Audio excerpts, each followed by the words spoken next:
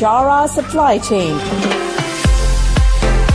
highlighting and showcasing solutions for the most complex challenges facing the industry in 21st century by our team of subject matter experts and mentors. Broadcasting every week, all year round, we will present the most up-to-date series of podcasts and webinars. Hello and welcome to another episode of Bicara Supply Chain. This is Nur Hadi, your host, and I am now with Michael, also known MVK, CPO from Coupa. So thank you for being here, Michael. I'm really so excited to have you on the show. Yeah, no, thank you. It's a great pleasure to be here, and thanks for having me. Okay, so in today's episode, we're going to talk about transformation in procurement organizations. But before we get started, Michael, can you please brief a little bit about yourself and your professional background?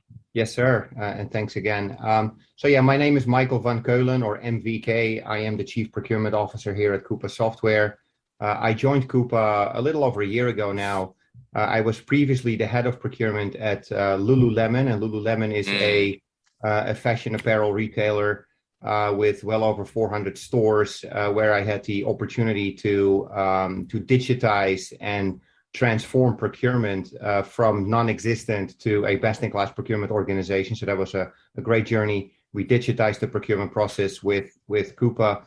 And before Lululemon, I was in procurement at a VF Corporation, where we also transformed procurement and digitized the procurement process with Coupa. I've been doing this for well over 20 years. I am now a 3-time Coupa customer.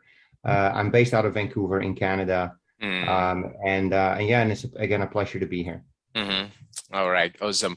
Okay, so let's jump to the first question, Michael. What does procurement transformation means to you? Yeah, if you look historically to, the journey that procurement has gone through as a profession, you probably want to take, maybe go back 10 years or so. Procurement was always really measured and looked at as a back office function, somewhere down in the trenches, potentially executing an RFP, running a competitive process. But very often that's where the journey stopped for procurement, and the business would take over, if the business even would come to procurement in the first place, to go ahead and manage that relationship with that respective supplier. And then 3 years after, when the contract is up for renewal, that they come back to procurement and go through that cycle again. So it's very transactional, very operational in nature. Very heavy on the downstream function of procurement, the requisition to PO and the PO to pay. So very transactional and very tactical. I think what we've seen over the past 10 years, and what I've again have had the pleasure of being part of over the last decade or so, is really become like that value driving, that innovative function that really supports the business. So not just go ahead and execute RFPs, but really managing spend, going much deeper into what you buy, where you buy from, how much you buy, the deep dive in category management and really understanding cost drivers, understanding the relationships with your suppliers, managing risk, managing lead time, supporting the business continuity, managing that entire ecosystem of risk. And really at the end of the day, drive more value out of every dollar that leaves your company. I mean, that is the fiduciary responsibility of procurement. And that's how I look at procurement transformation, is really extracting the most amount of value out of every dollar spent, supporting the strategic objectives of your respective organization. And what are the elements of a successful transformation in procurement organizations? Yeah, I like to think of successful transformation in 3 elements. The way to look at transformative journeys is very typically through the lens of people, process, and technology. Right. And often what you see is that if companies are successful, they typically have that lens. They look at people first and say, look, what kind of people do I have today? If I really want to transform my organization and become that innovative, that real business partner, that you need different traits and different skill sets. So you need to up-level your people. Other traits become important in a high-performing procurement function. Things like emotional intelligence, really understanding what it feels like to have influence and to drive change and to have that seat at the table and really step up and really lead. I mean, that requires very different skill sets than if you are still, in that very transactional organization that you are to begin with. So people is a critical element and is often where things need to start. Then the second part is operationalization. What is the process? So once you've up-leveled your people and once you've said, okay, we are recognizing we leave a lot of value on the table because we are very transactional and very operational. We don't manage risk. We don't manage those relationships with our suppliers. So you've recognized the need.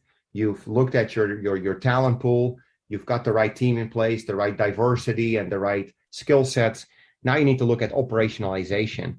And that's when things like getting involved early, getting involved in a 3 to 5 year strategic planning cycle, really staying close to your business stakeholders internally, but equally important, getting involved with your external community, with your supplier community, and really understanding what's out there from a supply chain and properly managing those relationships and understanding what's going on up and downstream in the supply chain, and really understand how that could potentially extract more value for your business.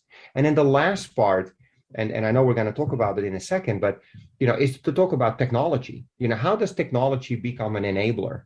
And what you often see is that, yes, we recognize the opportunity for procurement. We need to transform the way we do procurement. We recognize that we need different people. But the thing that we often forget is that we also need to look at technology. And often what you see with companies, they run ERPs, and now they're trying to patch on something upstream with sourcing, maybe a contracting platform, maybe some analytics, but you really miss that ability to execute against your contract in one single platform and have the ability to measure key metrics like spend under contract and cycle times and have the deep dive spend visibility. And so you need to look at it as one ecosystem and not just people or just process or just technology, but you're going to have to look at it as one cohesive strategy, and those three elements are absolutely paramount. You just mentioned about the importance of technology and the transformation in a procurement organization. So how does digital transformation influence the procurement? Yeah, it highly influences procurement. So when I started in procurement, I was in an AS400 environment as my ERP. Right. And I had a real hard time understanding not so much what the expenses are, right? I mean, you can do a download out of your general ledger and you very quickly get some idea on, where expenses are booked and where capital is booked and where your suppliers and who your suppliers are. I mean, you can do that in Excel, right? But that's not what I procure. I don't procure $1 million office supplies. What I procure is pen, paper, cartridges, or, and I'm trying to give you a simple example for office supplies, but, I buy commodities and I buy quantities and I now need to start to understand what the cost drivers are and who I do business with and what suppliers, and an ERP is not going to give you that, right? ERPs are okay to do a lot of system generated stuff. They're fine to run your accounting, but as soon as it comes to managing your business spending and ensuring that your entire organization is going to buy from those suppliers that you've negotiated with, and that the pricing that your supplier charges you are in compliance with the contract, and that you've got heavy adoption, not just internally, but you also need adoption externally with your suppliers. That's very typical. You start to look at companies such as Coupa that have the ability to just simply make that entire journey much more seamless. Adoption levels, you get to electronic invoicing, you get to catalogs, and it makes that whole journey so much more seamless. So like I said earlier, if you want to transform procurement, the digitization of your business spend management process is a critical enabler. Without that, you will never, and I'll repeat, you will never get to best-in-class procurement. It is my belief, and I've seen this firsthand. Mm-hmm, mm-hmm.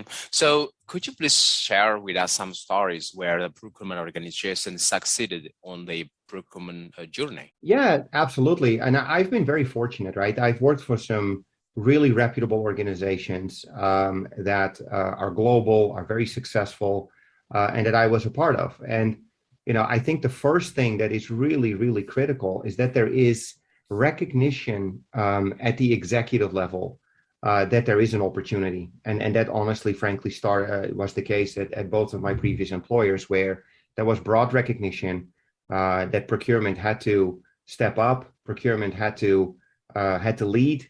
There was lots of, let's say, tail end spending happening, maverick spending, and we really had that opportunity. So it really starts with that recognition. And then what I'd say is, once you've established that recognition, the real success to a transformative journey is it's not a sprint, right? It's not a sprint. It is a marathon, right? And it's not. You can be extremely successful, but then if you do that too quickly without ensuring that you've got good stakeholder alignment and engagement, it'll be successful for a very short period of time. So my first thing is always, don't turn this into a sprint, turn it into a marathon. It is a journey. It takes time. It takes effort. It typically takes, depending on the size of your organization, 3 to 4 years to go from level 1 to level 4, if you consider level 1 to be, transactional, and 4 being highly innovative and value driving. So that's one thing that I want to just emphasize. It is a marathon. And then plan it all out and ensure you've got great cross-functional engagement and support, not just with the executive suite. Make sure finance is on board. Make sure legal is on board. Make sure IT is on board. Make sure the business is on board. But most critical, procurement needs to lead this. Do not make the mistake of letting other functions determine the end state of procurement. Procurement needs to be in the driving seat. So I highly encourage those procurement leaders that are listening to this podcast to take the reins. We need to lead this organization forward from a procurement perspective, but make sure you got cross-functional alignment. And then start simple. Start with areas and categories that are maybe not as sensitive, but are going to drive value. The easiest example is office supplies, but the second one is always in IT. Think about hardware, think about software, things that are maybe not naturally create a lot of friction and tension. Marketing is always a little more challenging. So that's maybe what you want to do in a second wave. Logistics is a great one to do in wave 1, especially in today's market, where containers are like 10 grand to get them from Asia to the West Coast. I remember a time it was $1,000. Especially in a situation where there's high constraint, there is challenges with the demand.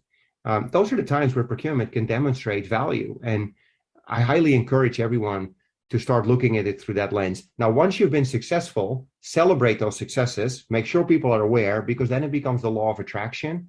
And then, of course, you also want to ensure that the organization is reinvesting some of those savings into people and technology, because often procurement is under-resourced. In most organizations, it is under-resourced. And just making those investments will allow you to make it sustainable, to make it stick, and to constantly exceed expectation and drive more and more value for your respective organization. So those are probably like some of the key things that I know have worked really well in my career.